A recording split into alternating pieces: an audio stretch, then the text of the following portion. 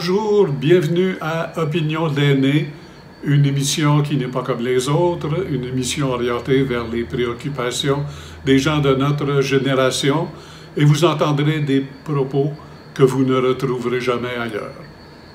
Sans plus tarder, je commence la session avec, bien sûr, mes comparses habituels, Nicole Boulanger qui est à Québec et Dominique Delbaste qui est à Sherbrooke. Bonjour à vous. Bonjour à vous deux. Bonjour à vous deux également et bonjour aux téléspectateurs et tristes. Alors voici notre premier sujet de cette émission. C'est bien connu, marcher, c'est bon pour la santé et il y a de nouvelles études qui nous prouvent qu'il faudrait vraiment marcher plus qu'on le fait. Ces fameux 10 000 pas par jour qui sont un objectif, n'est-ce pas, Nicole? En effet, les chercheurs en sont convaincus, Alain, pour être en santé, les Québécois devraient marcher davantage. Des experts, ils voient d'ailleurs une manière de prévenir une panoplie de maladies qui sont liées à la sédentarité, mais comment y arriver? On n'a pas besoin d'être un athlète pour avoir tous ces bénéfices. Il suffit de marcher. Pas besoin de faire un marathon, on vous rassure, ou l'Ironman. Surtout si vous vous considérez comme trop vieux ou pas assez en forme pour courir. Marcher, ce sera bon pour votre corps et votre cerveau.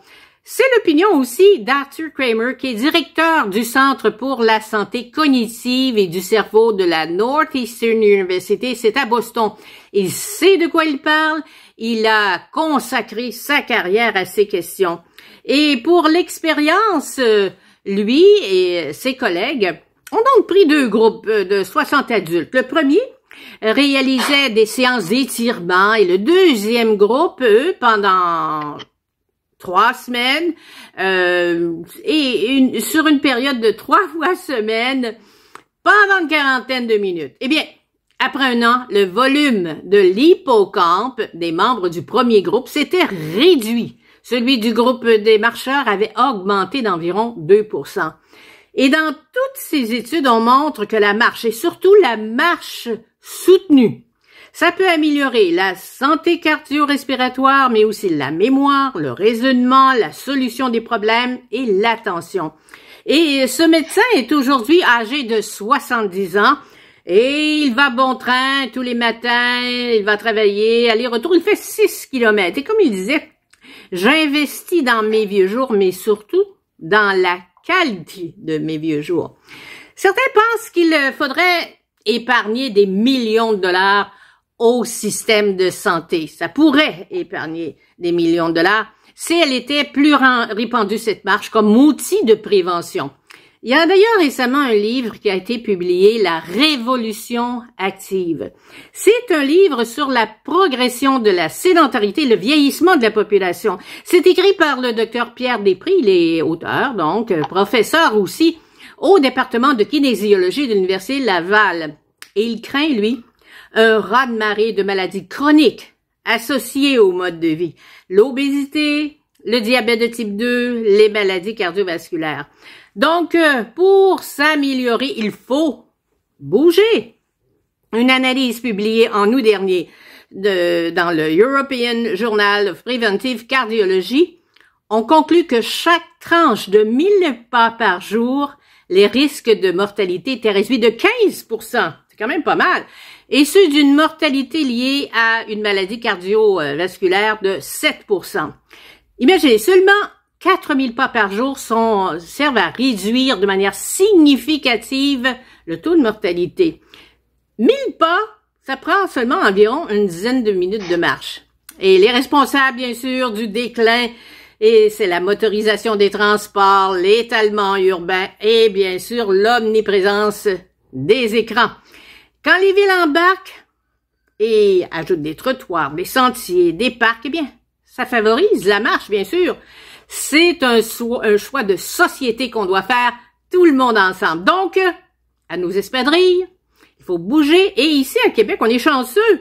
On a les plaines d'Abraham tout à côté et la fameuse promenade Champlain qui, d'ailleurs, l'an dernier, on a investi des milliers de dollars et on peut se balader à vélo, marcher et on a une magnifique piscine en bordure du fleuve maintenant. Alors, je vous envie comme Montréalais et j'ai l'intention de demander à la mairesse Plante de transformer les pistes cyclables nombreuses et encombrées en trottoirs prioritaires pour les piétons. Mais oui, pourquoi pas? Marcher, c'est la santé. Passons maintenant à un autre sujet avec Dominique, la crise du logement.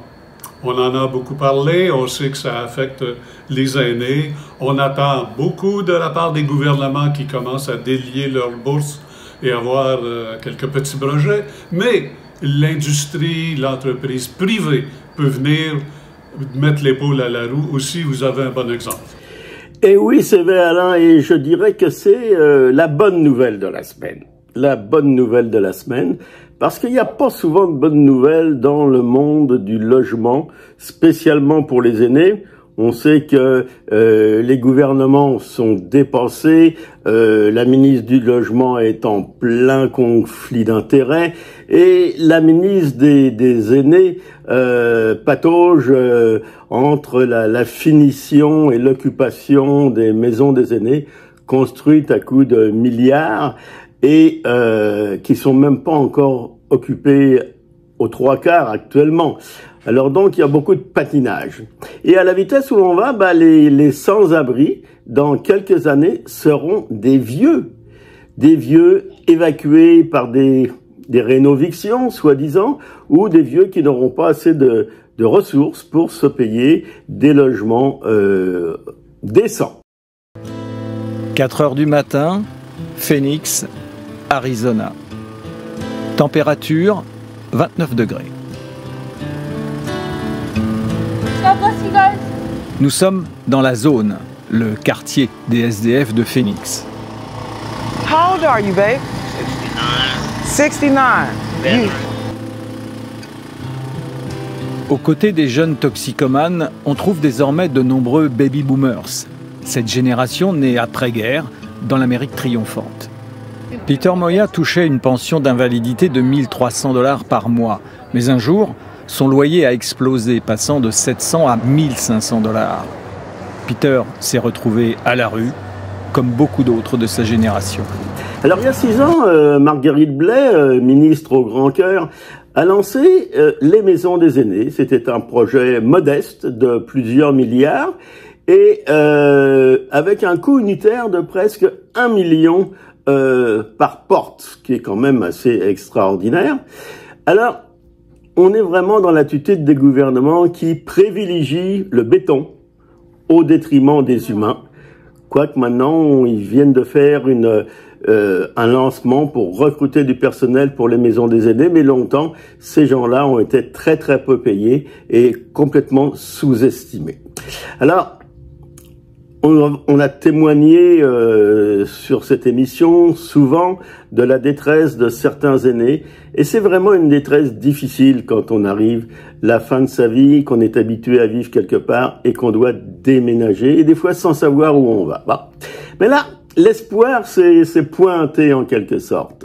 Il y a un projet intelligent, intéressant, qui vient de voir le jour. On n'en avait pas entendu parler, il s'était développé un petit peu sous la couverte, mais c'est un organisme à but non lucratif, une OBNL, qui s'appelle Mission Unie Aînés.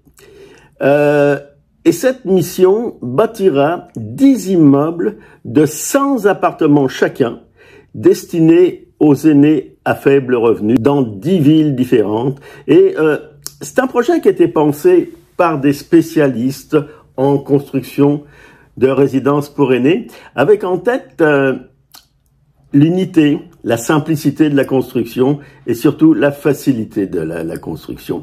Les concepteurs ont misé sur la bonne volonté, l'entraide, la générosité que propose la philanthropie. Alors, les travaux commenceront cet été et l'occupation est prévue début automne 2026. Alors, contrairement à nos bricoleurs de ministres qui nagent dans les milliards et qui défoncent leur budget, les promoteurs de Mission Unie Aînés ont planifié rigoureusement les dépenses et les engagements des participants, les contracteurs, les villes, les gouvernements fédéral, provincial, et ils se sont tous impliqués, il faut dire, avec un grand enthousiasme pour ce projet-là. C'est un projet emballant, hein. Construire rapidement et à prix raisonnable des habitations pour aînés, c'est emballant. Budget, 250 000 $ par unité, sans augmentation de coûts et sans dérapage, qui est quand même un pari assez difficile à prendre. Et, wow, direz-vous, impossible que, alors que Madame Blais a dépensé presque 1 million par porte et que c'est pas fini, comment comprendre qu'une résidence Blais coûte 1 million alors qu'une unité familiale coûte environ 400 000 $? Il y a un bobo là, je pense. Alors, même le Conseil des ministres a été vraiment incrédule quand il a vu les faibles coûts que coûteraient ces résidences. Alors, comment respecter un budget si serré que personne n'avait jamais réussi à contraindre ce genre de budget? Dire que les sous-garrochés au King de Los Angeles auraient pu construire 28 maisons des aînés. Bah, c'est quand même assez spectaculaire. Mais derrière ce projet, qui nous a bien sûr séduit, il y a un homme qui a fait sa marque dans le domaine des maisons pour aînés, et cet homme-là, c'est Luc Morris, nom bien connu. Luc Morris, depuis son retrait de l'administration de ses affaires, a mis son expérience, sa compétence et sa volonté au service de ce projet, pour moi, indispensable. Il créera sûrement de nouvelles normes en matière de construction et de résidence pour les aînés. Il ramènera des budgets dans une dimension humaine, parce que jusqu'à présent, on est parti dans des coûts incroyables qui font que dès qu'on met quelque chose sur la table, c'est plus possible de construire, on n'a plus l'argent. Alors, les médias, dont nous, ont été souvent très critiques devant la forme actuelle, capitaliste, d'habitation destinée aux aînés. Le privé viendra-t-il à la rescousse des gouvernements pour loger convenablement nos aînés qui ont été maganés en beaucoup d'occasions? Mission Unité Aînée nous ouvre des perspectives et des espoirs que nous suivrons attentivement tout au long de son développement. Oui, tout à fait, c'est à suivre. Et souvent, on a tendance à démoniser le secteur privé. Ah, ils sont là pour le profit. Oui, oui, mais ils sont capables de faire des choses aussi. On en aura sûrement la preuve et on en reparlera. On réservera notre place bientôt. Eh oui, parce qu'on va tous y passer, hein? Il y a aussi un dicton qui dit que le travail, c'est la santé. Et même pour les moins jeunes, hein? Le travail, c'est la santé. Rien faire, c'est la conserver. Les prisonniers du boulot font pas de vieux os. Alors, il y a ce nouveau programme mis de l'avant par le gouvernement du Québec. Parce que, oui, Dominique, certains programmes sont discutables, mais le gouvernement du Québec, il faut reconnaître qu'il est assez actif. Hein? Bon, il met beaucoup de choses de l'avant, même si c'est de façon modeste parfois. Donc, c'est un programme pour aider les petites entreprises à recruter les 60-69 ans. C'est dans le domaine de la construction, la fabrication, l'hôtellerie, la restauration, le commerce de détail. Et la ministre de l'Emploi, qui s'appelle Catherine Champagne-Jourdain, elle espère de venir à bout, de faire disparaître ce mythe qui dit que retourner au travail ou à temps partiel 12%. sur le marché du travail. Écoutez, 12%, la nature c'est quand même il y a une pénurie. marquant. Alors, si ça vous tente d'aller travailler, c'est pas les offres qui manquent. Mais le hic un peu de l'affaire, c'est que parfois, pour certains, ça dépend de vos revenus, c'est moins payant d'aller travailler à cause de l'impôt. Et là, il y a toutes sortes de conditions, ça dépend de vos revenus, et ça dépend aussi du gouvernement fédéral qui devrait hausser l'âge limite pour cotiser à un REER. Actuellement, on peut le faire jusqu'à 71 ans. Et maintenant, on demande à ce que le fédéral puisse le permettre jusqu'à 75 ans. Donc, vous travaillerez si vous en avez le goût, et vous pourrez mettre à l'abri de l'impôt une partie de ces revenus pour plus tard. Alors, c'est un peu logique. Et bon, pour l'instant, on verra qu'est-ce que ça va donner. Québec investit dans ce programme pilote 1 million de dollars. C'est pas beaucoup. Au Québec, on est pas mal bon dans les projets pilotes. En matière de pilotage, c'est une industrie florissante chez nous. Mais enfin, il ne faut pas trop chialer non plus contre les projets pilotes, hein, parce que, après tout, que le gouvernement soit prudent avec nos taxes, c'est pas de mauvaise affaire. Je suis d'accord avec toi, Alain, mais tu avoueras que 1 million de dollars pour remettre les aînés au travail, c'est vraiment très peu. Et quand on pense à ce qui se dépense pour inciter les immigrants à venir travailler ici, ils arrivent, des fois ils restent quelques semaines ou quelques mois, ils s'en vont aux États-Unis ou en Ontario, et ça coûte des centaines de milliers de dollars par personne. Alors je pense qu'on n'attribue pas la bonne valeur à nos aînés. C'est la minorité, c'est la minorité, c'est la minorité. Mais ne tapons pas sur le dos des immigrants. Ce sont des gens... Du tout sur le dos des immigrants. Ce que je dis, c'est que on dépense beaucoup pour faire venir des immigrants. Et quand on veut envoyer des aînés au travail, ouais, on les oublie, voilà, c'est ça. On les oublie un peu. Mais l'initiative est bonne quand même, il faut le dire. Voilà. Ah, d'accord. D'accord. Voici maintenant autre sujet, la mise en garde de la semaine. Il s'agit de l'ibuprofène. L'ibuprofène, c'est ce médicament, cet anti-inflammatoire qui est très populaire, très efficace aussi, et qu'on connaît sous les noms de Advil et de Motrin. Donc, il y a une nouvelle étude qui dit qu'il faut s'en tenir à la dose régulière qui est de 1 ou 2 comprimés de 200 mg aux 4 heures ou aux 6 heures et ne pas dépasser, c'est-à-dire 6 comprimés ou des gélules, parce qu'il y a sous forme liquide aussi, donc 6 comprimés par 24 heures. Ça, c'est la dose normale. Et il y a des exceptions. Ça, il y a des médecins qui prescrivent davantage. Ils le font en connaissance de cause, ils calculent les risques.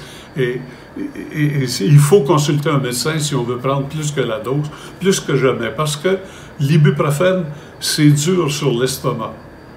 Et on suggère, lorsqu'on prend ce médicament, de le faire avec de la nourriture.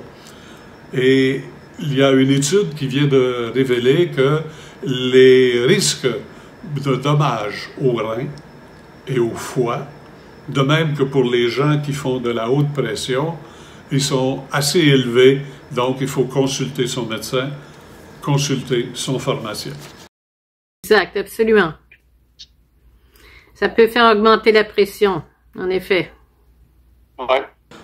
Maintenant, on passe à une autre rubrique habituelle, la personnalité de la semaine. Nous avons, ces derniers temps, souligné la contribution ou l'exemple donné par des célébrités, des vedettes, des gens connus. Mais voici, pour faire changement, c'est quelqu'un de tout à fait différent. C'est un nonagénaire inconnu. Alors, oui, ça existe. Donc, cette personnalité de la semaine qui nous indique que la vie ne s'arrête pas à 65 ans, alors cette personne, cet homme, c'est un homme de 91 ans dont on n'a pas l'identité, il s'est fait téléphoner chez lui au nom d'une soi-disant caisse populaire et qu'on lui demandait d'aller, on en a parlé beaucoup, hein, des fraudeurs, bien oui, c'est ça. On lui a dit, il faut que vous fassiez un retrait de 3 800 $, on passe vous chercher en voiture chez vous, venez avec nous, on vous emmène. Ça s'est passé à La Salle, dans le sud-ouest. Et le nonagénaire en question est embarqué dans l'auto, finalement, et il s'est dit, ouais, c'est un peu trop beau, hein. Alors, lorsqu'il a débarqué à la caisse, il a pris en note le numéro de plaque de la voiture et il est entré dans l'établissement et il s'est confié aux autorités et finalement, on a arrêté le jeune homme en question qui voulait frauder. Ce fraudeur, il a obtenu une condamnation de 6 mois de prison Oui, Dominique, vous allez sauter au plafond. Et il a passé ses 6 mois à la maison. Bon, mais au moins, il a un dossier judiciaire, il y a un casier, là, on va le savoir. Et bon. Alors, ce nonagénaire inconnu, on vous dit merci, vous êtes un antidote à l'âgisme. À 91 ans, on ne se laisse pas berner non plus. Et la morale de cette histoire, si je peux conclure, c'est que ne vous laissez jamais embarquer lorsqu'on dit qu'on vient vous chercher chez vous et que c'est une banque. Avez-vous vu une banque venir chercher un client? Ils sont beaucoup plus près de leurs sous que ça. Alors voilà, c'était mon commentaire du jour. On joue souvent sur la peur et que c'est sur l'urgence. Quand on joue là-dessus, là, quand on vous parle de quelque chose qui vous fait peur ou qu'on parle de l'urgence, qu'il faut agir, oubliez ça. Retirez-vous, raccrochez. Sage précaution. La semaine dernière, nous avons une question que nous adressions à notre public. Êtes-vous prêt à vivre jusqu'à 120 ans? Dominique, quel est le résultat du baromètre? Eh bien, Alain, tout le monde est prêt à vivre jusqu'à 120 ans. Ça dépend comment. Ah oui. Non, mais les gens veulent vivre vieux. Ils connaissent beaucoup de gens qui vivent vieux, qui sont en bonne santé, mais la question qui se pose, évidemment, comment on va être à 120 ans, dans quelles conditions de santé on va être, dans quelles conditions financières on va être, et comment, surtout, on va être supporté, parce que plus on avance dans la vie, plus on a besoin de support et d'aide. Alors, c'est là la grande question. Mais si on est bien supporté, si on a des soins à domicile, si on a une santé raisonnable maintenant qui est bien entretenue avec la médecine moderne, eh bien, tout le monde est prêt à vivre jusqu'à 90 et même 100 ans.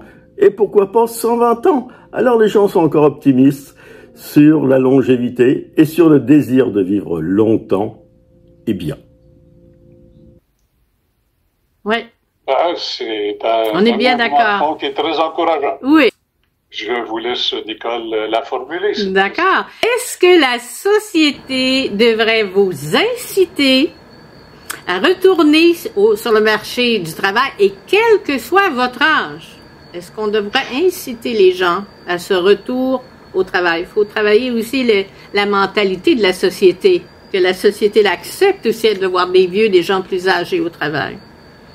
Mais on attend votre réponse. Et certainement, et si vous décidez de retourner sur le marché du travail, allez travailler à pied, on a vu les vertus, hein? Oui, important la marche. Oui, prendre une marche et, si possible, pratiquer votre anglais ou pratiquer votre espagnol. Parce que parler d'autres langues, c'est très bon pour les neurones aussi. Voilà qui conclut pour aujourd'hui. Merci Dominique, merci Nicole. À la semaine prochaine. Et d'ici ce temps-là, bien, profitez de la vie.